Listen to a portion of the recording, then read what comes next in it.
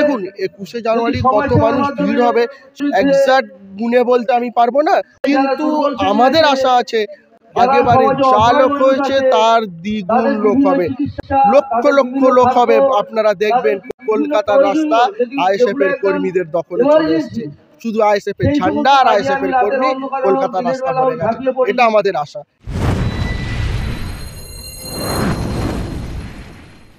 জি দেখুন ২১শে জানুয়ারি আইএসএফ এর সভা আছে, আগেও হয়েছিল, আপনারা দেখেছেন ধর্মতলার সেই নওশাদ সিদ্দিকীকে যেভাবে অ্যারেস্ট করা হয়েছিল, সেই পুলিশের গুন্ডা রাজ দেখেছেন আপনারা।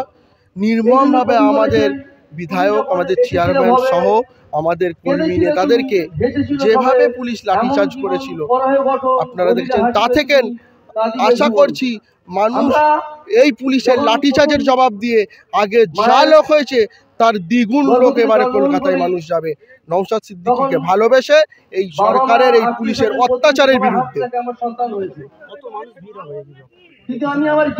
দেখুন ২১শে জানুয়ারি কত মানুষ ভিড় হবে সেটা তো এক্সাক্ট গুনে বলতে আমি পারবো না, কিন্তু আমাদের আশা আছে আগেবারে যা লোক হয়েছে তার দ্বিগুণ লোক হবে, লক্ষ লক্ষ লোক হবে। আপনারা দেখবেন কলকাতার রাস্তা আইএসএফ এর কর্মীদের দখলে চলে এসছে, শুধু আইএসএফ এর ঝান্ডা আর আইএসএফ এর কর্মী কলকাতার রাস্তা ভরে গেছে, এটা আমাদের আশা। এটা মানুষ পূরণ করবে, এটা তাদের ভালোবাসার টানে ছুটে আসবে। আমরা কিন্তু কাউকে বিরিয়ানি গাড়ি ভাড়া দেবো না, মানুষ নিজেরা ছাড়া তুলে নিজেরা বুথ লেভেলের কর্মীরা খরচা করে না খেয়ে আসবে।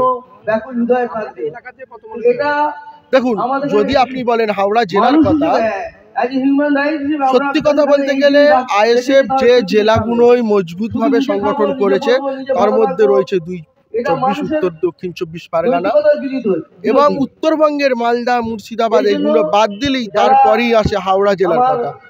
হাওড়া জেলা আইএসএফ এর শক্ত ঘাঁটি, তার প্রমাণ পঞ্চায়েত ভোট, পঞ্চায়েত ভোটে বহু সদস্য এবং এমনকি ২টো পঞ্চায়েত আইএসএফ এর দখলে হাওড়া জেলা। অতএব হাওড়া জেলা থেকে ব্যাপক লোক যাবে। সেদিন হয়তো এরকম না ঘটে যেতে পারে যে রাস্তায় শুধু একের পর এক দেখবেন গাড়ি, একটা গাড়ি যাচ্ছে সবার জন্য, তার পিছনে আর একটা গাড়ি, এই জিনিস দেখবেন ২১শে। আমার নাম শেখ আমজাদ আলী।